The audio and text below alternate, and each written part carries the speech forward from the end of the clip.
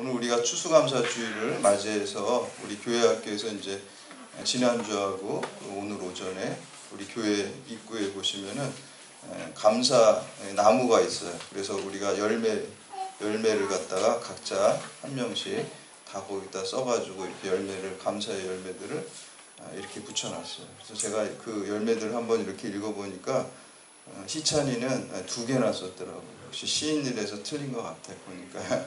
근데 이제 썼는데 첫 번째 감사가 뭐냐면은 부잣집에 태어날 수 있게 해주셔서 감사합니다. 감사 썼어요. 그래서 서민선 우리 교수님 가정이 부잣집이구나, 그걸 제가 깨닫게 됐어요. 그래서 그리고 또 이제 지난번에 제가 여기서 이렇게 설교 중에 또 광고 중에 우리가 교회가 작은 교회지만 이런 거를 제가 이렇게 한 적이 있어요. 근데 승민이가 그러더라고요. 우리 교회 사람도 이렇게 많고 그런데 왜 목사님이 작은 교회라 그러냐, 우리 큰 교회인데, 이렇게 얘기를 하더라고요. 그래서 제가 회개를 했어요. 그때부터 작은 교회라는 말씀은 안 되겠구나, 이렇게 생각을 하고, 예수님이 주인 되시는 세상에서 제일 큰 교회구나, 이렇게 깨달았습니다. 저도 감사 열매를 거기다 썼어요. 세상에서 제일, 예수님이 주인 되시는 세상에서 제일 큰 교회, 행복한 경찰대학교에서 섬길 수 있게 해줘서 감사합니다. 이렇게 저도 감사 열매를 써붙였습니다. 그래서 오늘 특별히 이제 감사 절기를 맞이해서 우리가 감사하면 감사할수록 그게 이제 마중물이 되어서 더 큰 감사의 자리로 나아갈 줄 믿습니다. 여러분 혹시 여러분 가정에 가훈이 있습니까? 저희 가정에는 가훈이 있어요.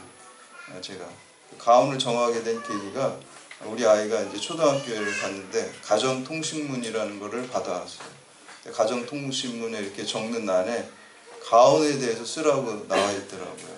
그래서 제가 그때 가훈이 없었거든요. 그래서 이제 가훈을 정해야 되겠다. 그래서 하루 동안 뭘로 가훈을 하지?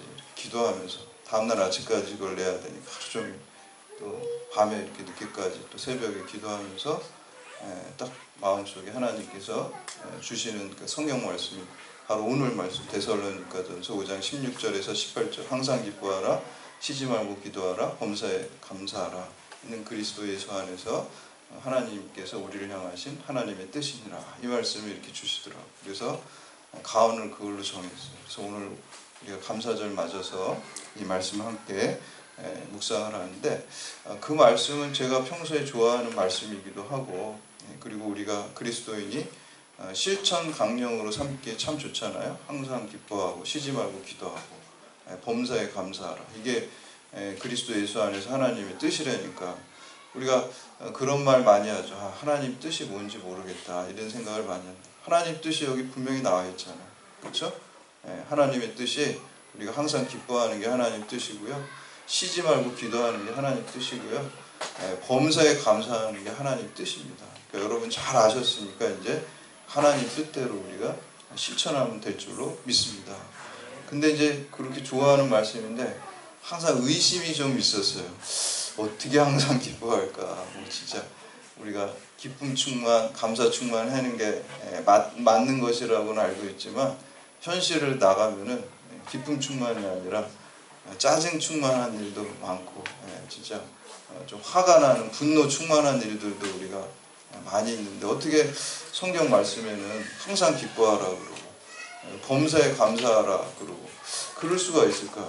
이거는 좀 이상적인, 그냥 좀 의례적으로 이렇게 됐으면 좋겠다 하는 이상적인 희망을 기록한 것이 아닐까? 저는 이제 그런 생각을 제가 했어요.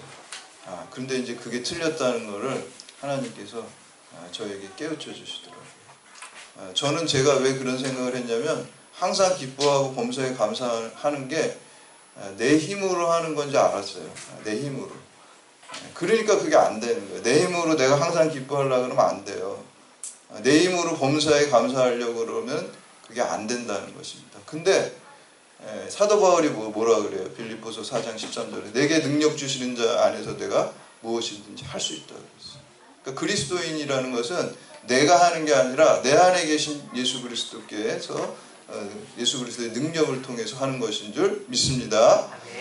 내가 하는 게 아니더라고요. 내 안에 계신 주님께서 하시는 거고, 내가 주님을 의지할 때 그 불가능할 것 같던 것들이, 항상 기뻐하고 범사에 감사하는 그 불가능한 것들이 내 안에 계신 주님으로 말미암아 가능하게 되는 것입니다.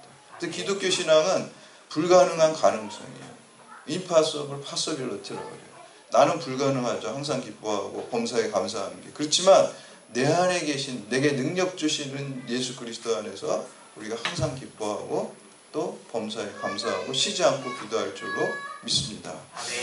지금 11월 지금 중순인데요. 한 이맘때 수년 전에 제가 잘 아는 필리핀 선교사님이 딱 요 시기예요. 보니까 11월 말경이었던 것 같아요. 한국에 들어왔는데 우리가 오늘은 너무 날씨가 따뜻하잖아요.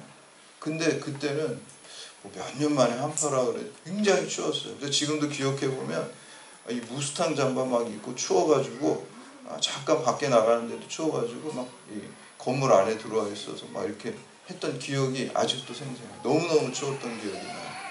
밖에 그때 뭐 볼일 보러 같이 이렇게 돌아다니고 그런 기억이 있는데, 근데 이렇게 볼일을 다 보고 추워가지고 있다가 이제 너무 추우니까 다 본 다음에 같이 이제 카페를 들어갔어요. 카페에 들어가니까 거기는 뭐 분위기도 좋고 따뜻하고 또 따뜻한 커피도 있고 그러니까 이제 한결 낫더라고요. 몸이 좋더라고요. 근데 이제 카페에서 밖에를 이렇게 쳐다보니까 어떤 40대 남자가 좀 행색이 초라한데 한 초등학교 되는 아들을 이렇게 데리고 가더라고요. 근데 덜덜덜덜 떨면서 가요. 우리도 조금 아까까지 그랬거든요. 저도. 그리고 제가 이렇게 보면서 무슨 생각을 했냐면, 지금 저 사람하고 나랑 똑같이 추운데 나는 지금 너무 따뜻하고 저분은 저렇게 그냥 추워가지고 여전히 떨고 있는데 왜 그럴까? 왜 그런가요? 저는 건물 안에 있었고요. 그분은 건물 밖에 있는 그 차이가 같은 상황 속에서도 전혀 질적인 차이를 낸 것입니다. 상황은 변한 게 없지만 내가 이제 건물 안에 들어와가지고 내가 따뜻해진 거예요. 근데 그걸 보면서 우리의 인생에 살아가면서 생로병사가 다 있지만 추운 겨울 같은 그러한 일들을 경험하지만 우리가 예수 그리스도 안에 있으면, 건물 안에 있으면 우리가 따뜻한 것처럼 예수 그리스도 안에 있으면 항상 기뻐하고 범사에 감사하게 될 줄로 믿습니다. 그러니까 우리가 예수 그리스도 안에 늘 있어요. 그 밖에 있으면은 추위를 느끼고 참을 수가 없습니다. 제가 전에 사역하던 교회 그 집사님, 여자 집사님인데 그분 남편이 루게릭병에 걸렸어요. 근데 저는 사실 그 남편이 루게릭병에 걸린지도 몰랐어요. 집에 맨날 누워가지고 아무것도 못해요, 남편이. 왜 그런지 몰랐냐면 그 집사님이 너무 밝아요. 밝다 못해서 너무 지나쳐서 막 이렇게 너무 지나칠 정도로 밝은 분이에요. 그래서 그런 힘든 일이 있는지 전혀 생각도 못했어요. 근데 이제 신방하다 보니까 그 남편이 이제 누워 계시고 아무 꼼짝도 못 하시죠. 그리고 이제 요플레를 이렇게 떠먹여 주는데 이 근육이 다 루게릭병이라는 게 근육이 점점 굳어져 가는 거잖아요. 그래서 속의 장기들도 다 굳어가지고 죽게 되는 그런 병이거든요. 그런데 요플레를 이렇게 떠먹여 주는데 그걸 한꺼번에 못 먹어요. 하루에 3번에 걸쳐서 나눠서 그걸 먹습니다. 이게 혀 근육도 점점 굳어가니까 루게릭병이. 그런데도 그 집사님 그렇게 밝은 거예요. 그래서 이제 신방 예배를 다 한 다음에 제가 너무 궁금했어요. 사실 목사지만 집사님 어떻게 이렇게 죄송하지만 이렇게 밝으시냐고. 그러니까 내가 예수 그리스도 믿고 구원받았다는 걸 생각하니까 내가 십자가 그늘 안에 있으니까 이런 힘든 일이 있어도 내가 열심히 기도하고 우리가 다 천국을 생각하니까 힘들어도 내가 남편을 사랑하고 보호하고 또 말씀을 전해줄 수 있어서 자기가 너무 기쁘다, 이런 얘기를 했어요. 그래서 우리가 예수 그리스도 안에 있으면 항상 기뻐할 수 있겠구나, 그런 생각을 하게 됐습니다. 여러분, 사랑의 원자탄이라는 별명을 가진 그 손양원 목사님 계십니다. 이 손양원 목사님은 일제강점기 때 신사참배를 반대해가지고 감옥에 갇혀서 8년 동안 수감 생활을 하셨어요. 그리고 이제 우리나라가 1945년도에 해방이 되어서 이제 감옥에서 풀려나왔어요.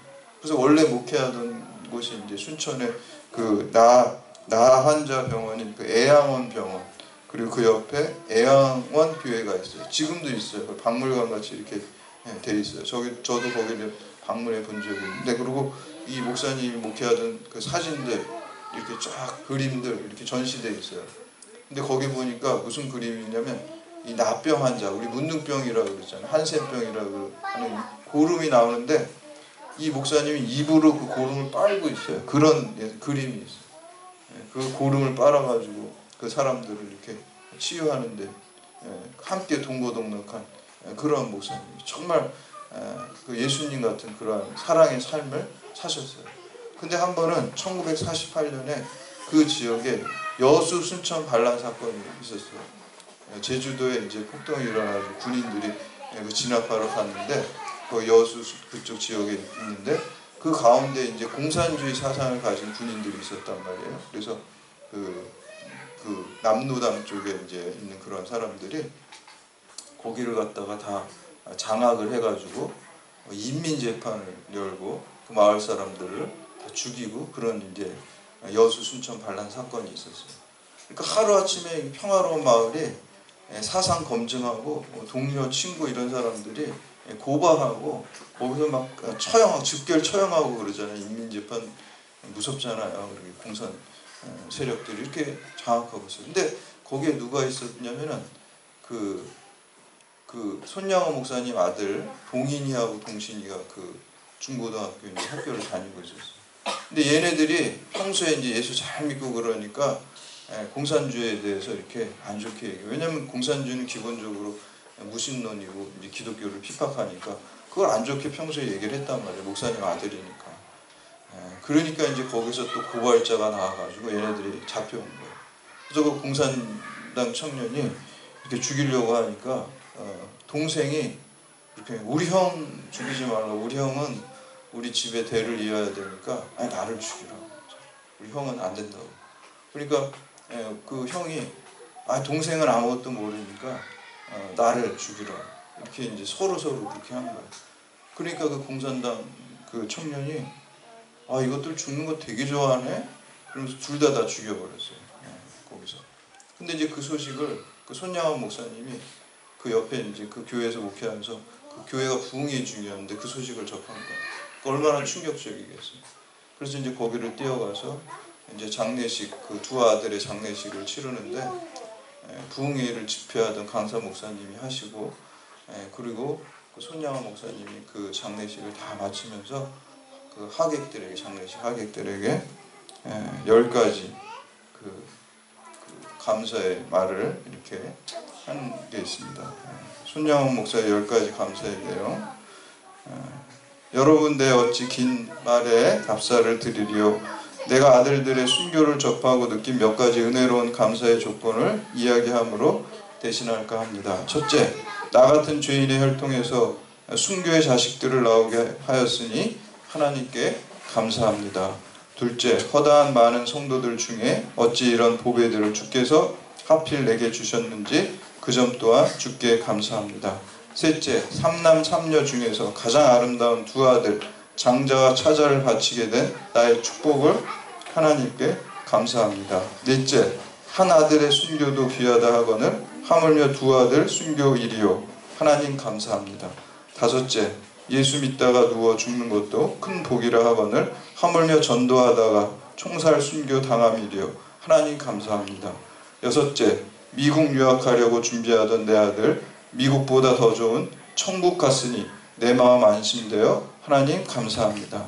일곱째, 나의 사랑하는 두 아들 총살한 원수를 회개시켜 내 아들로 삼고자 하는 사랑의 마음을 주신 하나님께 감사합니다.